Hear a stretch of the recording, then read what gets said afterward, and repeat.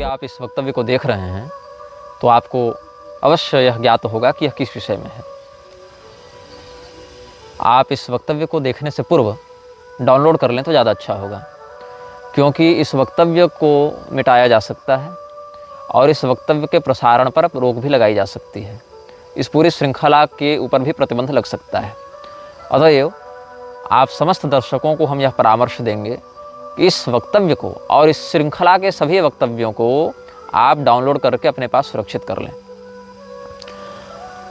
आप इस चलचित्र श्रृंखला को अपने फेसबुक, यूट्यूब या अन्य समाचार माध्यमों में, सामाजिक माध्यमों में पुनः प्रकाशित भी कर सकते हैं, रीअपलोड भी कर सकते हैं। और साथ ही साथ हम इस बात के लिए आपको सतर्क कर दें, इस श्रृंखला में जिन विषयों पर हम चर्चा करेंगे, जिन बातों को हम अभिव्यक्त करेंगे, जो बातें हम आपको बताएंगे, वो बातें आपके जीवन शैली को, समाज और संसार को देखने के दृष्टिकोण पर बहुत ही प्रभावी असर डाल सकते हैं, बहुत ही प्रभावित रूप से आपको क्षुब्ध कर सकते हैं, आपकी मानसिक स्थिति को असंतुलित कर सकते हैं। इसीलिए निर्भयतापूर्वक, धैर्य के साथ आप इन चलचित्रों को देखेंगे।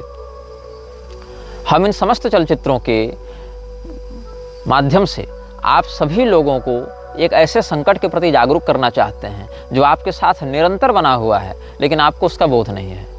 वो संकट आपके जन्म से लेकर आपकी मृत्यु तक जुड़ा हुआ है और आपके जीवन पर उसका जो प्रभाव पड़ता है, उससे आपकी पारलौकिक गति भी बिल्कुल स्पष्ट रूप से प्रभावित होती है।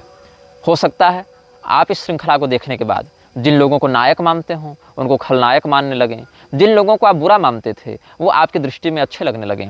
हो सकता है जो आपके लिए श्रद्धेय हों, अब इस श्रृंखला के बाद वो आपके लिए उन लोगों की छवियाँ बिगड़ जाएं, उन लोगों की छवियाँ नकारात्मक हो जाएं।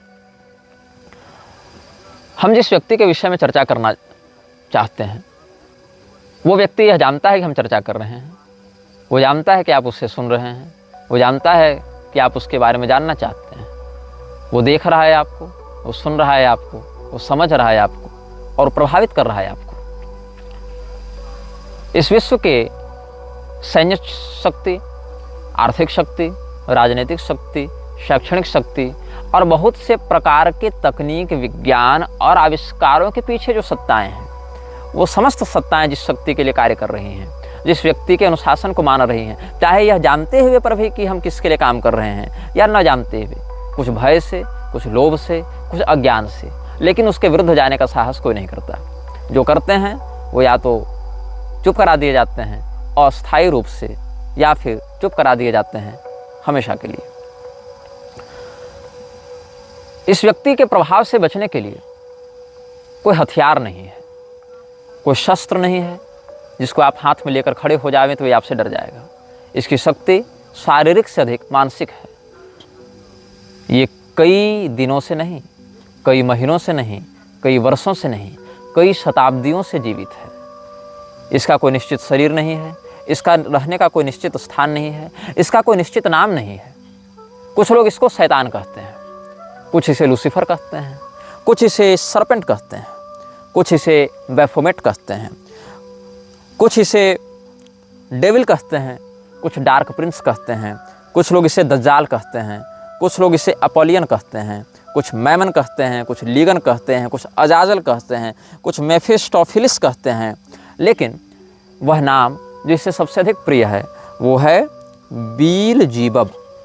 बीलजीबब जो है वो एक म्लेच्छ भाषा का शब्द है जिसका अर्थ होता है मक्खियों का राजा। मक्खियों का अर्थ है इसके एजेंट, इसके गुलाम, जो इसके लिए मक्खियों के समान है। आपने एंटमैन फिल्म देखी होगी। एंटमैन फिल्म में क्या होता है, चींटियों के माध्यम से बड़े बड़े युद्ध लड़कर वो जीत जाता है। चींटियाँ देखने में छोटी हैं, लेकिन अगर एकजुट होकर कोई कार्य करें तो उसका प्रभाव बहुत अधिक होता है। इसलिए छोटी सी छोटी चींटियों का समूह भी अगर किसी बड़े वृक्ष के अंदर प्रविष्ट हो जाए, उसकी पूरी जड़ को खोखली करके बड़े से बड़े वृक्ष को धराशायी कर देती है। बड़े से बड़े पर्वतों को वह चींटियाँ छोटे छोटे धूल में परिवर्तित करने का, छोटे छोटे धूल के कणों में परिवर्तित करने का साहस रखती हैं। आप एक कल्पना करके देखें, इस विश्व के 3 अरब म्लेच्छ एक ही दिशा की ओर मुख करके एक निश्चित समय पर, एक निश्चित शब्दावली में, एक निश्चित विधान से अगर किसी विषय का चिंतन कर रहे हैं, चाहे आप उसको नमाज कह लें या अजान कह लें या जो कह लें, अरबों की संख्या में एक विशाल जन समुदाय पूरे विश्व में एक निश्चित दिशा की ओर देखता हुआ, एक निश्चित विधान से, एक निश्चित शब्दावली का उच्चारण करता हुआ अगर कुछ कह रहा है तो ब्रह्मांड पर, आपके परिवेश पर उसका क्या प्रभाव पड़ता है। ये चींटियाँ, ये मक्खियाँ दिखने में छोटी होती हैं, लेकिन एकजुट होकर कोई कार्य करें तो बड़े से बड़े परिणाम को बना सकती हैं या रोक सकती हैं। तो जो नाम इसे सबसे अधिक प्रिय है, ऐसे मैं बताऊं, ये सीधे सीधे इस्लाम की बात नहीं, ये सीधे सीधे ईसाइयत की बात नहीं, ये सीधे सीधे यहूदियों की या हिंदुओं की बात नहीं, ये बात है न्याय, धर्म, सत्य, अन्याय, अधर्म और असत्य, इन्हीं दो पक्षों की, चाहे वो किसी भी रूप में आपके समक्ष प्रस्तुत हो। तो जो नाम इसे सबसे अधिक प्रिय है उसको कहते हैं बेल्ज़ेबब। बेल्ज़ेबब का अर्थ है मक्खियों का राजा, ऐसे इसको प्रिंस ऑफ डार्कनेस भी कहते हैं। अलग अलग सभ्यताओं ने इसे अलग अलग नामों से पुकारा और इसे अपने नाम, अपने जगह, अपने शरीर बदलने में बड़ा आनंद आता है। ये कहाँ उत्पन्न हुआ, कब से है, इसके विषय में कुछ निश्चित नहीं कहा जा सकता, मैं भी नहीं कह सकता। मैं इसके बारे में सब कुछ जानता हूँ ये मैं दावा नहीं करता, क्योंकि मैं जो बातें आपको बता रहा हूँ इस बात का भी संज्ञानी से है। अब आप पूछेंगे कि ये आपको रोकता क्यों नहीं, क्योंकि ये जानता है कि मेरे बताए गए वक्तव्यों से इसके अस्तित्व पर कोई प्रभाव नहीं पड़ेगा। ये इतनी बड़ी सत्ता है कि मेरे कहे हुए शब्दों से इसको प्रभाव नहीं पड़ेगा, आपके सुनने से इसको प्रभाव नहीं पड़ेगा, आपके द्वारा दिए जा रहे प्रयासों से, आपके द्वारा दिए जा रहे परिश्रमों से इसकी सत्ता क्षुब्ध नहीं होगी, इसकी सत्ता प्रभावित नहीं होगी। कुछ लोग इसे अस्मोडियस कहते हैं। मैंने इसके कुछ नाम अपने शोध से व्यक्त किए हैं, कुछ अपनी साधना से व्यक्त किए हैं। मेरे कथनों में एक बड़ा अंश मेरे अध्ययन का होगा, एक बड़ा अंश मेरी साधना का होगा, एक बड़ा अंश उन विशेषज्ञों से बैठकों का होगा जिनके साथ मिलकर हमने इस विषय में शोध किया है। कुछ लोग इसे अजाजिल कहते हैं, कुछ बेफोमेट कहते हैं, कुछ सेखमेट कहते हैं, कुछ बेहमत कहते हैं, कुछ समेरियस कहते हैं, कुछ मार्दुक कहते हैं। और आप एक फिल्म देखे होंगे थुम्बाड़, जिसमें एक शैतान होता है जिसका नाम था हस्तर। आपको लगता है फिल्में केवल डायरेक्टर्स या स्क्रिप्ट राइटर्स की कल्पना से बनती हैं, ऐसा नहीं है। उन कल्पनाओं की प्रेरणा देने वाली शक्तियाँ प्रयास करती हैं कि समाज में इन नामों की लोग चर्चा करें, और जिसके नाम की अधिकाधिक चर्चा होती है उसकी शक्तियाँ भी बढ़ती हैं। तो इसका एक नाम है अस्तर, इसी नाम को थोड़ा सा बदल कर दिया गया हस्तर। तो अस्तर जो है ये भी इसके अनेक नामों में से एक नाम है। अब ये व्यक्ति कब से है, कहाँ रहता है, इस विषय में हम चिंतन करते हैं। इसका वास्तविक नाम क्या है ये मैं दावे के साथ नहीं कह सकता, लेकिन जिस नाम का प्रयोग करके इसने अपनी वास्तविकता की एक झलक हमें दिखाई, उसका नाम भी बड़ा विचित्र है। उसको कहते हैं आर्द्र म्लेच्छ, आदि म्लेच्छ नहीं, आर्द्र म्लेच्छ। हम सुविधा के लिए आपके सामने इसका नाम बताएंगे म्लेच्छराज, क्योंकि इसके वास्तविक नामों का उच्चारण करने से इसकी शक्तियाँ बढ़ती हैं, और हम चाहते नहीं कि इस श्रृंखला में इसके नाम का बार बार प्रयोग करके हम इसकी शक्तियों को अपने ही ऊर्जा प्रदान कर करके विस्तृत करें। आपने हैरी पॉटर फिल्म देखी होगी, वहाँ वोल्डेमॉर्ट का एक किरदार था, the one who can't be named. उसका नाम लेने से लोग डरते थे। मैं डरता नहीं हूँ, इसीलिए श्रृंखला को निर्गत कर रहा हूँ, लेकिन मैं ये बात आपको अवश्य बता दूँ कि इसके वास्तविक नामों का आप जितना कम प्रयोग करें उतना अच्छा है। वास्तविक नाम है आर्द्र म्लेच्छ, लेकिन आप अच्छे से समझ जाएं, इसके लिए हम इसके नाम का प्रयोग करेंगे म्लेच्छराज के रूप में। इसका एक नाम आहरिमान भी है। आहरिमान और आर्द्र म्लेच्छ दोनों इसका वास्तविक नाम है। आहरिमान आर्द्र म्लेच्छ इसका नाम है, आर्द्र म्लेच्छ इसका सरनेम है, आहरिमान इसका नाम है। तो आहरिमान आर्द्र म्लेच्छ ये इसका पूरा नाम है, first name and last name. तो ये व्यक्ति कहाँ रहता है, ये अभी जिस प्रारूप में चल रहा है, जिस प्रकार की गतिविधियों को लेकर चल रहा है, इस प्रकार की गतिविधियां ये 800 वर्षों से कर रहा है। ऐसा नहीं है कि 800 वर्ष पहले से जिंदा है, ये जिंदा उससे पहले से, उससे बहुत पहले से जिंदा है, लेकिन उससे पहले ये अपने शरीर जल्दी जल्दी नहीं बदलता था, उससे पहले ये अपना घर जल्दी जल्दी नहीं बदलता था, क्योंकि विश्व की जनसंख्या और विश्व की तकनीक, संचार माध्यम बहुत पीछे थे, बहुत कम थे। जैसे जैसे तकनीक बढ़ती है और जैसे जैसे जनसंख्या बढ़ती है, उतनी शीघ्रता से इसको अपना शरीर बदलना होता है, उतनी शीघ्रता से इसको अपना ठिकाना बदलना होता है। तो पिछले, मतलब आप समझ लें कि अगर आधुनिक काल गणना के अनुसार माने तो ईसा की पहली शताब्दी से लेकर ईसा की 12वीं शताब्दी में 1200 वर्षों में इसने अपने ठिकाने 8 से 10 बार बदले, और इधर 800 वर्षों में इसने अपने ठिकाने लगभग 10 बार बदले। हर 2 पीढ़ियों में ये अपना ठिकाना बदल रहा है, जिसमें 4 ठिकाने इसने पिछले 80 वर्षों में बदले हैं। क्योंकि इन 80 वर्षों में तकनीक का विकास अधिक हुआ, संचार माध्यमों का विकास अधिक हुआ, यातायात माध्यमों का विकास अधिक हुआ। इसीलिए समय अनुसार ये प्रयास करता है कि विश्व की जनसंख्या को ऐसे बिंदु पर आकर रोका जाता रहे कि इसको बारंबार अपना स्थान और अपना शरीर न बदलना पड़े। क्योंकि जितने अधिक लोग बढ़ेंगे, उतने अधिक विचारें बढ़ेंगे, उतनी विचारधाराएं बढ़ेंगी। विचारों की बढ़ोतरी से हर व्यक्ति की मानसिकता पर प्रविष्ट होकर उसको नियंत्रित करना कठिन होने लगता है, सर्वर लोड बढ़ता है। इसीलिए कम हो लेकिन वफादार गुलाम हो हमारे, तो ऐसे लोग इसको अधिक प्रिय हैं। मैं जिस स्थान पर बैठकर ये बात कह रहा हूँ, उस स्थान पर मैं 29 जुलाई 2015 की रात को भी बैठा हुआ था। क्यों? क्योंकि मुझे धमकी आई थी इसी मलेच्छराज के कुछ गुलामों से, जो मेरा अपहरण करना चाहते थे। और तब हम अपने घर से लगभग 1280 किलोमीटर दूर इस जगह पर बैठे थे। समय था रात के 7 बजे और दिनांक था 29 जुलाई 2015। अब मैं ये बताता हूँ कि ये रहता कहाँ है। सबसे पुराना ठिकाना जो हमें इसका प्राप्त हुआ था वो था तुर्की में। तुर्की में एक जगह है जिसको आज प्लूटोज गेट के नाम से जाना जाता है। प्लूटोज गेट डेनिजली प्रोविंस में है, जो तुर्की में है। यहाँ पर लगभग ये 150 वर्षों तक रहा और 150 वर्षों तक इसने किया अपनी शक्तियों को बढ़ाया। सक्रिय तब भी था, लेकिन अपनी शक्तियों को इतना बढ़ाया कि ये सामाजिक सम्मोहन कर सके। कितने लोगों तक? लगभग 2 से 3 हजार लोगों की भीड़ को एक लक्ष्य के प्रति मानसिक रूप से सम्मोहित कर सके, ऐसी इसकी योजना थी और जिसमें ये सफल हुआ। इसके बाद इसने अपना ठिकाना बदला। इसके बाद इसने अपना ठिकाना बनाया इजराइल के बगल में। अब वो फ़लस्तीन है या वो इजराइल है, इस विवाद में हम नहीं पड़ेंगे क्योंकि ये झगड़े का विषय है। लेकिन इजराइल हो या फ़लस्तीन हो, इसने जेरिको या जेरिचो, जो भी इसका उच्चारण भाषा में किया जाता है, JERICHO, जेरिचो या जेरिको, जहाँ तक जेरिको होना चाहिए उच्चारण, ये फ़लस्तीन का प्रांत माना जाता रहा है या इजराइल का प्रांत माना जाता रहा है। ये विवादित विषय है, लेकिन इसने अपना ठिकाना यहीं पर बनाया। अभी इस वीडियो क्लिप में 4 मिनट की रिकॉर्डिंग हमारी नहीं हो पाई थी किसी तकनीकी खराबी के कारण।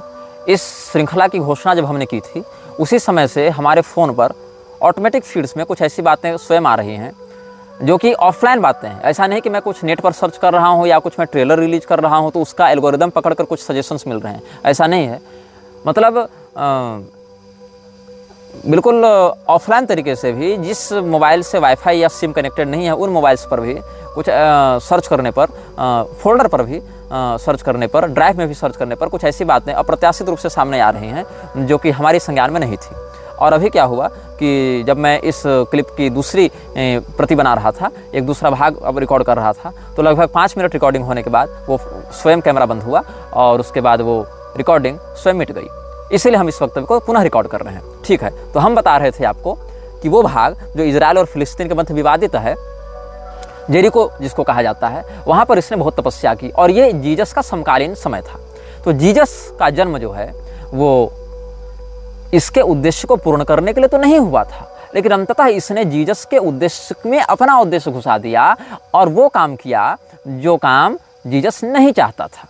मैं जीसस का महिमामंडन नहीं कर रहा, जीसस को प्रोत्साहित नहीं कर रहा, जीसस की वकालत नहीं कर रहा। मैं बस ये बता रहा हूँ कि जीसस से जब इसकी मुलाकात हुई थी तो जीसस ने अपने अनुयायियों को सतर्क किया था। जॉन 14:30 में आप इसका प्रमाण देख सकते हैं। जीसस ने इसके आगमन की बात कही थी।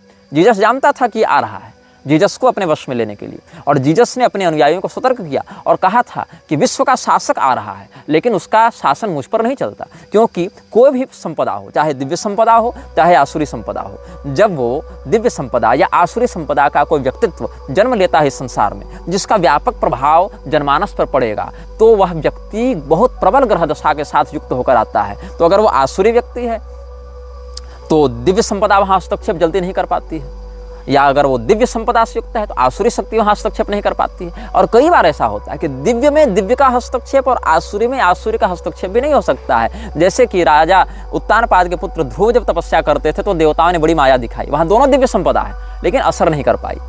यहाँ पर आसुरी संपदा में देखें, रावण और निवात कवच राक्षसों के बीच में युद्ध हुआ है, दोनों आसुरी संपदा के हैं, लेकिन निवात कवचों की आसुरी शक्तियाँ रावण के ऊपर हावी नहीं हो पाई। तो यहाँ पर दोनों मृक्ष शक्तियाँ टकराई हैं, लेकिन मृक्षराज उस समय, जो आर्द्र मृक्ष है, वो उस समय अहरिमान का शासन जीसस पर नहीं चल पाया। इसलिए जॉन 14:30 में जीसस ने कहा अपने अनुयायियों को कि I will no longer talk much with you for the ruler of this world is coming. इस विश्व का शासक आ रहा है। तो वह विश्व का शासक गॉड नहीं था, वो उस विश्व के शासक का नाम था आर्द्रम्लेक्ष अहरिमान। और उसने कहा म्लेच्छराज का शासन मेरे ऊपर अभी नहीं चल रहा है, he has no power over me, ये जीसस ने कहा। और जीसस के ऊपर उस समय प्रभाव नहीं पड़ पाया, इसीलिए 300 वर्षों तक म्लेच्छराज ने अपनी तपस्या को बढ़ाया। और कॉन्टेस्टिन के समय जीसस का ब्रांड उठाते हुए, जीसस का नाम लेते हुए कॉन्टेस्टिन के माध्यम से म्लेच्छराज ने अपनी शक्तियों को आगे बढ़ाया। और इसमें उसको 300 वर्षों का समय लगा ताकि विधिवत समाज में अपने विकृति का प्रसारण कर सके। और इस समय वो कहाँ था? उस समय न्यू ऑरलिन्स लुसियाना में था, जहाँ गेट्स ऑफ जीनी है। गेट्स ऑफ जीनी नामक स्थान पर म्लेच्छराज ने 300 वर्ष अपना निवास बनाया। और लुसियाना शहर में, जो कि एक म्लेच्छ प्रांत है, वहाँ पर इसने अपनी शक्तियों को बढ़ाने का काम किया। इसके बाद लगभग हर 100 साल 150 साल में ये अपना स्थान बदलता रहा, जिसमें ये जापान आया और श्रेजान की पहाड़ियों में इसने तपस्या की। फिर ये चीन आया, वहाँ चोंग क्विंग मिंग के पहाड़ी में इसने तपस्या की।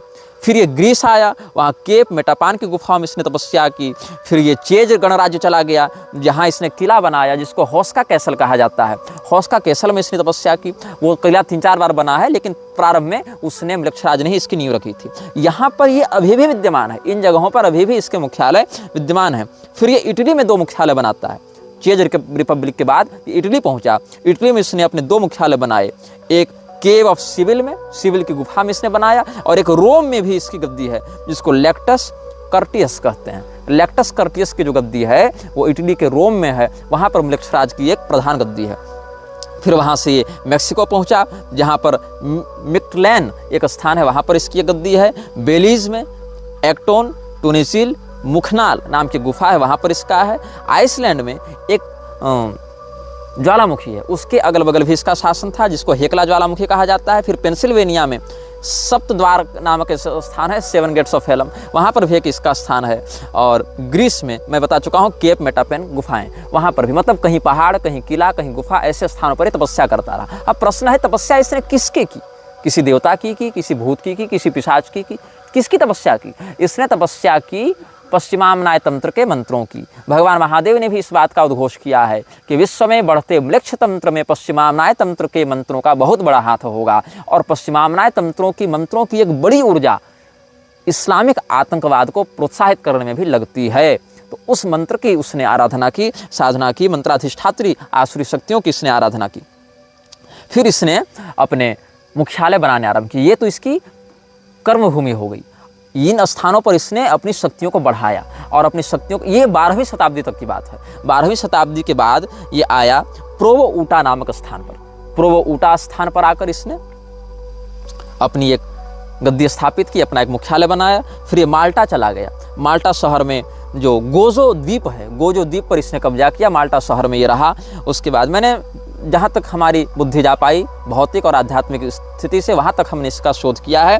और मैं बताऊँ, फिर ये स्कॉटलैंड गया, वहाँ स्काराब्री नामक स्थान पर ये रहा। फिर ये उत्तरी स्लोवेनिया गया और वहाँ पर पोटोक की गुफाओं में रहा। फिर ये इराक पहुँचा, कुर्दिस्तान इराक के क्षेत्र में इवरिल का सीटाडेल इसने बनवाया, वहाँ पर ये रहा। फिर फ्रांस चला गया, वहाँ पर लेस्कक्स की गुफाओं में रहा। फिर स्पेन के केव ऑफ इल कैस्टेलियो में ये रहा। उसके बाद ये तुर्की आया, गोवेकली टेप में ये रहा। इस प्रकार से अलग अलग स्थानों पर घूमता हुआ अंत में ये पहुंचा कोला प्रायद्वीप। कोला प्रायद्वीप में आज से 50 साल पहले म्लेच्छराज रहता था। जब कोला प्रायद्वीप में वैज्ञानिकों का शोध बढ़ने लगा तो कोला प्रायद्वीप को छोड़कर ये पहुंच गया तुर्कमेनिस्तान के काराकुम रेगिस्तान में। और पिछले 1 साल तक ये तुर्कमेनिस्तान के काराकुम रेगिस्तान में रहता था। अब ये जिस स्थान पर रहता है वो दिखता कैसा है, इसकी झलक अगर मैं कुशल चित्रकार या एनिमे डिजाइनर होता तो आपको मैं दिखा देता, लेकिन मैं असमर्थ हूँ। मैंने AI से इसके घर का डिजाइन बनाने का बहुत प्रयास किया। लगभग मैंने अपने जीवन के 3 दिन दिए, जहाँ तक मेरे पास तकनीकी ज्ञान है, ग्राफिक डिजाइन से मेरे पास, मैंने 3 दिन परिश्रम किया। लेकिन जो मैंने देखा इसके घर का नक्शा वो मैं नहीं दिखा सकता हूँ आपको। मैंने बहुत परिश्रम किया, क्षमा कीजिएगा, मेरे पास वो डाटा नहीं है। मैं बस आपको वर्णन करता हूँ, आप अपने नेत्र बंद करके वो जानकारी को सोचने का प्रयास करें कि आप एक ऐसे स्थान पर हैं जो लगभग आधा किलोमीटर लंबा और आधा किलोमीटर चौड़ा है। मतलब वो स्क्वायर नहीं है, आप ऐसा समझें कि वो आधा किलोमीटर रेडियस का एक गोलाकार क्षेत्र है। उस गोलाकार क्षेत्र के मध्य में एक तल्ले का एक घर है। ये अंडरग्राउंड नहीं है, ये ज़मीन के ऊपर है और उसकी छत एक तरफा स्लोप वाली है। एक तरफा स्लोप वाली उसकी छत है, दो तरफा स्लोप नहीं है, एक तरफा स्लोप है। बिल्कुल काले रंग का घर है। उस घर के ठीक सामने आग जल रही है। कुछ टूटे हुए वाहन हैं, कुछ बिजली के खंभे हैं जहाँ पुराने बल्ब लग रहे हैं और उन बल्बों की रोशनी जहाँ तक है वहाँ तक तो प्रकाश है, लेकिन उसके आगे घुप घना अंधेरा है। और मैं बहुत निर्भय प्रवृत्ति का व्यक्ति हूँ। मैं वन पर्वत इत्यादि में निर्भयतापूर्वक विचरण करता हूँ और उस घर की झलक मैंने लगभग आधे मिनट तक देखी। मैंने स्वयं को वहाँ पर आध्यात्मिक रूप से अनुभव किया, लेकिन वो इतना भयाक्रांत करने वाला दृश्य था। वहाँ कोई भूत प्रेत डरावनी यह कुछ नहीं थी, बस एक घर था काले रंग का, एक अंधेरा परिवेश था, कुछ टूटे वाहन थे और सामने अग्निकुंड था। और इसी दृश्य में इतनी नकारात्मकता थी, इतनी आसुरी तत्वों का उसमें प्रतिष्ठापन था कि मेरे जैसा निर्भय व्यक्ति भी हृदय से कांप गया और उसके आगे देखने का मैं साहस उस समय नहीं कर पाया था। और इस स्थान का नाम क्या है ये खोजने में मैंने बहुत परिश्रम किया और तब जाकर पता चला कि ये स्थान का कोई निश्चित नाम नहीं है। मतलब ये उसका हेडक्वार्टर जो है, हेडक्वार्टर की एक अलग संज्ञा है जिसको कहते हैं पैरागमम। इसका नाम है पैरागमम। पैरागमम का जो मुख्यालय है, पैरागमम एक उपलक्षण है। मतलब अगर मृक्षराज यहाँ बैठा है तो इसी जगह का नाम हो जाएगा पैरागमम। अगर मृक्षराज दिल्ली में बैठा है तो उस जगह का नाम हो जाएगा पैरागमम। अगर मृक्षराज वाशिंगटन में बैठा है तो उस स्थान का नाम हो जाएगा पैरागमम। मतलब पैरागमम को निश्चित स्थान नहीं है, पैरागमम वो थ्रोन है जिस पर मृक्षराज बैठता है, वो उसका हेडक्वार्टर है। चाहे वो कहीं बना ले, चाहे वो आपके मन में बना ले, तो आपका मन हो जाएगा पैरागमम। इस प्रकार से अलग अलग स्थानों पर वो रहता है। सीरिया में भी इसकी गतिविधियाँ हमने 2017 से 18 के मध्य में देखी थी, अनुभव की थी। मतलब देखी थी मतलब गया नहीं था, अनुभव की थी और एक शाक्त परंपरा के साधक से इसकी पुष्टि भी की थी। तो हमने आपको इस विषय में मूलभूत जानकारी आज देने का प्रयास किया है, इसके नाम के विषय में, इसके उद्देश्य के विषय में, इसके रहने के ठिकानों के विषय में। इसीलिए इस एपिसोड को हम किसी नाम से युक्त नहीं करेंगे। इस एपिसोड में हम इन्फिनिटी का चिन्ह लगाते हैं और आप सबों को हम अंत में जाते जाते एक चेतावनी देंगे। इस वीडियो को देखने से पहले अगर आप डाउनलोड कर चुके हैं तो अच्छी बात है, नहीं तो अब इस वीडियो का अंत तो होने वाला है, अब बिल्कुल डाउनलोड कर लें। और इस वीडियो की श्रृंखलाओं को आप जब भी देखेंगे तो आप एक मंत्र का पाठ करें वीडियो को देखने के पहले और वीडियो को देखने के बाद, और अपने जीवन का इसको अभिन्न अंग बना लें। इस मंत्र को मैं डिस्क्रिप्शन में लिख भी दूंगा और मैं बोलकर भी सुना देता हूँ। कर्कोटकस्य नागस्य दमयन्त्या नलस्य च ऋतुपर्णस्य राजर्षेः कीर्तनम कलिनाशनम। एक बार और सुन लीजिए। ऋतुपर्णस्य राजर्षेः कीर्तनम कलिनाशनम, यही वाला श्लोक है, शुरू से पहला बोलता हूँ। कर्कोटकस्य नागस्य दमयन्त्या नलस्य च ऋतुपर्णस्य राजर्षेः कीर्तनम कलिनाशनम। अर्थ क्या है? निषध देश के राजा नल, विदर्भ देश की राजकुमारी दमयंती, अयोध्या के महाराज ऋतुपर्ण और कर्कोटक नाग, इन चारों का स्मरण करने से कलि पुरुष कलियुग आपको पीड़ा नहीं देता, बाधा नहीं देता। आप अभी जिस आध्यात्मिक स्थिति में हैं, अपने इष्ट का चिंतन करते हुए, अपने गुरुमंडल का चिंतन करते हुए, अपने कुलागमोक्त देवताओं का चिंतन करते हुए इस मंत्र का अधिकाधिक चिंतन करें, पाठ करें। प्रातःकाल उठकर इसका अधिकाधिक चिंतन किया करें, इस मंत्र के अर्थ का चिंतन किया करें और परब्रह्मणे नमः ऐसा कह के भगवान को प्रणाम करें, अपने इष्ट को प्रणाम करें। और मृक्षराज से आपका जीवन मानसिक, शारीरिक, सामाजिक रूप से प्रभावित न हो, इसके लिए अपने मन को अधिकाधिक सबल बनाएं, क्योंकि आपका भय ही मृक्षराज का आहार है। यह वीडियो जल्द ही हटा दिया जा सकता है। कृपया थर्ड पार्टी ऐप्स का उपयोग करके डाउनलोड करें। आप इस वीडियो को अपने चैनल पर फिर से अपलोड भी कर सकते हैं।